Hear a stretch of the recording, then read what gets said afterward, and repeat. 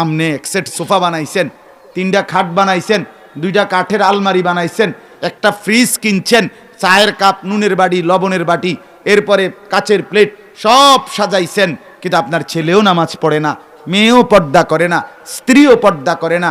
আপনার ঘরে প্রতিদিন রঙিন টেলিভিশন চলে, ফজরের নামাজ কেউ পড়ে না, আল্লাহর কোরআন দেখে দেখেও কেউ পড়তে জানে না।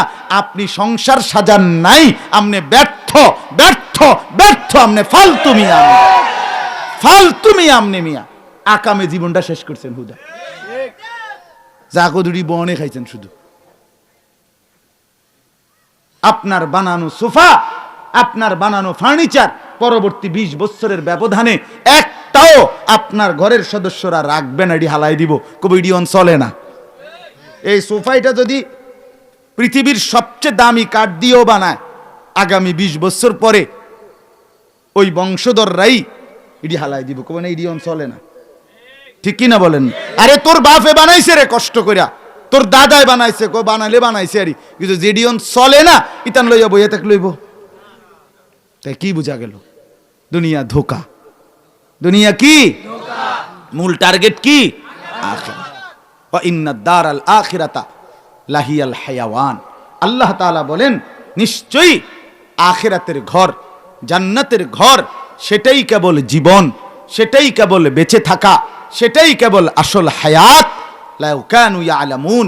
আমার বান্দা যদি এই কথাটা তুমি বুঝতা, আল্লাহ বলছে ও বান্দা যদি এই কথাটা বুঝতা যে আখিরাতটাই আসল। কোনটা আসল? আখিরাত, আখিরাত, আখিরাত। আল্লাহ আমাদেরকে বুঝ দান করেন। চলেন এবার তরজমাটা শুনি, তাইলেই আমার কথা শেষ। তাহলে 3 কথা মনে থাকবে তো? কি কি কোন? হ্যাঁ, এই 3 জিনিস ঠিক করবেন। স্ত্রী সন্তান পরিবারকে নিয়ে ফিকির করবেন। ছেলের নামাজ, মেয়ের পর্দা, স্ত্রীর পর্দা, সংসারের সাজানো, এটাই সাজানো।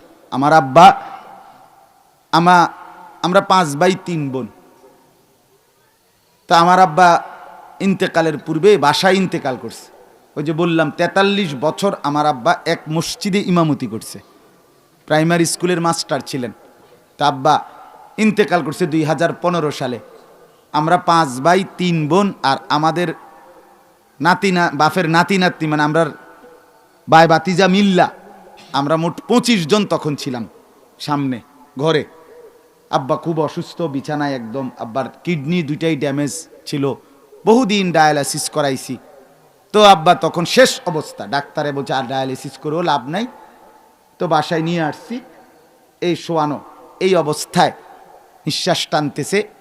আমরা ঠিক তখন 25 জন, আমরা 5 ভাই 3 বোন, আমাদের ছেলে মেয়ে মিল্লা, ভাই বেরাদর সবার 25 জন আল্লাহর কোরআন চারদিকে বয়ে বয়ে পড়তেছিলাম। এই অবস্থায় আব্বার রূহ কবজ হয়েছে,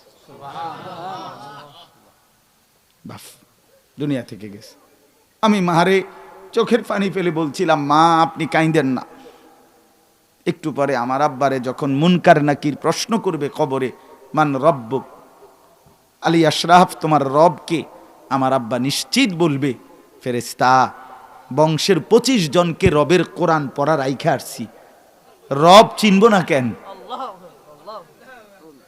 রব চিনব না কেন? কি বললা ফেরেশতা? এটা বুঝি এটা জিঙ্গাইলা কথা।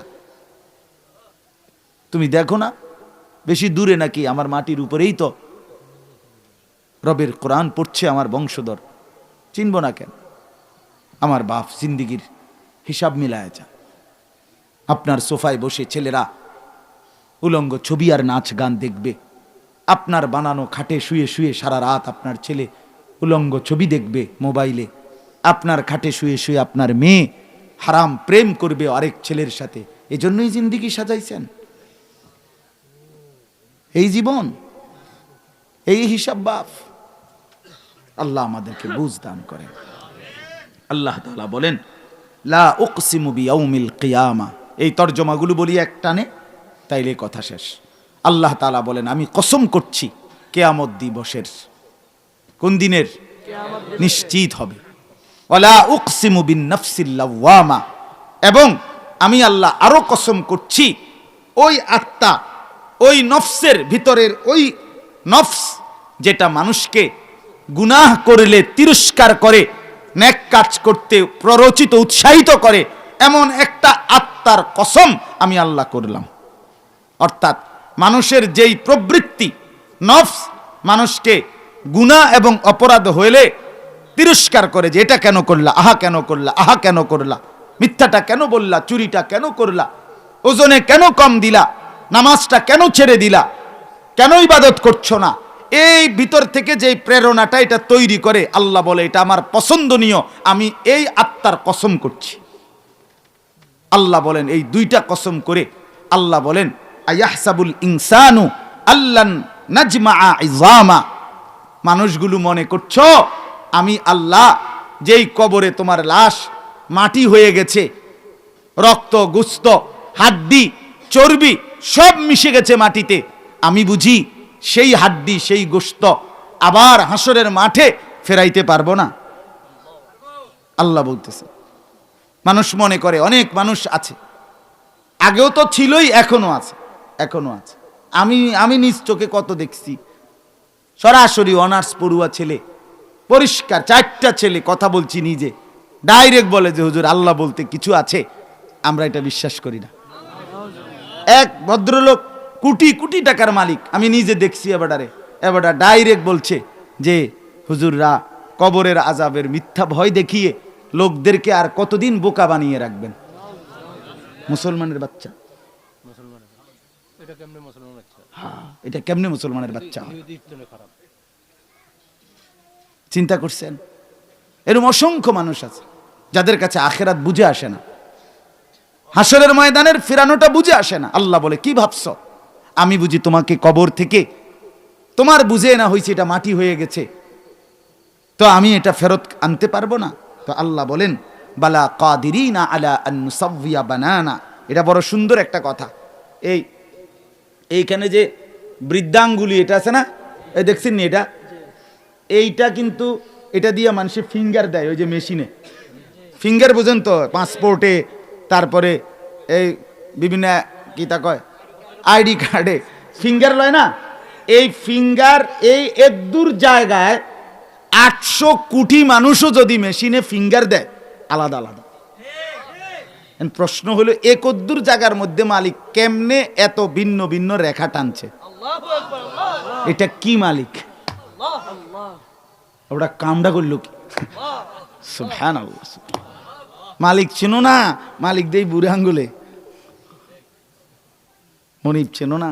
800 কোটি ফিঙ্গার আলাদা আলাদা, আলাদা আলাদা কিনা?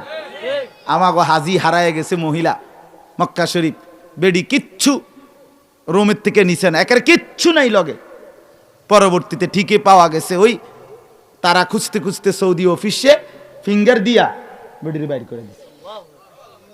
কথা বুঝছেন কিনা বলে? তো এই যে রেখাগুলো ভিতরে আল্লাহ বলে সুবহানাল্লাহ, আল্লাহ বলে আদম থেকে ইসরাফিলের ফু পর্যন্ত আমি যত মানুষ বানিয়েছি, হাসরের ময়দানে আমি আল্লাহ শুধু তোমাগরে ফেরত আনবো না, বরং এই কোটি কোটি কোটি কোটি মানুষের যে আলাদা আলাদা ফিঙ্গার ভিতরের যে রেখা আঙ্গুলের অগ্রভাগের, ওইটাও দুনিয়ারটা হুবহু আগেরটাই ফেরত নিয়ে আসবো আমি আল্লাহ। এখন ফিঙ্গার দিয়া রাখো, হাসরের মাঠে আবার দিলে দেখবা হুবহু মিলছে। বালা কাদিরিনা আলা আন নুসাওয়িয়া বানানা, আমি রব্বুল আলামিন আঙ্গুলের অগ্রভাগের রেখাগুলো পর্যন্ত ফিরিয়ে দিতে সক্ষম। আমি ফেরাবই বান্দা সব হুবহু, তোমারে তুমি না, তোমারে তুমি না, এলোমেলো করব না, তোমাকেই আবার ফেরত আনবো, তোমাকেই। বাল ইউরিদুল ইনসানু লিয়াফজুরা আমামা, আল্লাহ বলে তবুও মানুষ আখিরাতের ব্যাপারে তর্ক করে। ইয়াসআলু আইয়ানা ইয়াউমুল কিয়ামা, আর একে প্রশ্ন করে বিদ্রুপ করে যে কখন হবে কিয়ামত, কই হচ্ছে না কেন? আল্লাহ বলে সত্যি সত্যি হবে বান্দা, ইসরাফিল ঠিকই একদিন ফু দিবে, আমার জমিন একসাথে কেঁপে উঠবে, গোটা কায়নাতে ভূমিকম্প শুরু হবে। ফাইদা বারিকাল বাসার, সত্যি সত্যি কিয়ামত যখন শুরু হবে তখন চোখে ধাঁধা লেগে যাবে। আহা কি দেখছি, আসমান ভেঙে যাচ্ছে, সূর্য চন্দ্র পড়ে যাচ্ছে, কোটি কোটি তারকারাজি খসে খসে পড়ছে, চোখের সামনে পাহাড় উঠছে, খাল বিল নদ নদীর পানিগুলো শুকিয়ে গেছে। আল্লাহ বলে চোখের মধ্যে ধাঁধা লেগে যাবে। ওয়া খাসাফাল কামার, তারকা আরে চন্দ্র আলোহীন হয়ে যাবে। অজুমিয়া শামসু ওয়াল কামার, সূর্য চন্দ্র এক হয়ে যাবে। ইয়াকুলুল ইনসানু ইয়াউমাইদিন আইনাল মাফার, আল্লাহ বলেন ইসরাফিলের ফু দিলে সব যখন এলোমেলো হয়ে যাবে, পাগল আর মাতালের মতো মানুষগুলো দৌড়তে দৌড়তে একজন আরেকজনকে ডেকে বলবে, বন্ধু আইনাল মাফার, আজ পালাবো কোথায়, কোথায় যাব? সে বলবে, না দোস্ত, আমিও দৌড়াই তুমিও দৌড়াও, সব জায়গা একসাথে কাঁপে। ও কিছুদিন আগের শনিবারে সকালবেলা লড়ছিল নি, তো যখন ক্যান্টনমেন্ট থেকে আমি ছিলাম চাঁদপুর ফুলছোয়া, বাংলাদেশের অন্যতম শ্রেষ্ঠ বুজুর্গ পীরে কামেল শেখুল হাদিস আল্লামা মুফতি আবু সাঈদ দামাত বারাকাতুম হুজুরের মাদ্রাসায় সকালবেলা আমি ওইখানে ঘুমাইছিলাম। তা আমরা এনে বসা, ক্যান্টনমেন্ট থেকে বড় এক ব্যবসায়ী আমার পরিচিত ফোন দিছে আমার মোবাইলে, হুজুর হুজুর হুজুর হুজুর কত কত দোয়া করেন, দোয়া করেন, দোয়া করেন। দোয়াও তো মানে উড়ে গেলাইছে দোয়ার কথা কইয়া। আর আমি কি হয়েছে ভাই? আমরা সব দোকানদার মেন রোডে আইলাইছি, এনে কাঁপতেছে ভূমিকম্প।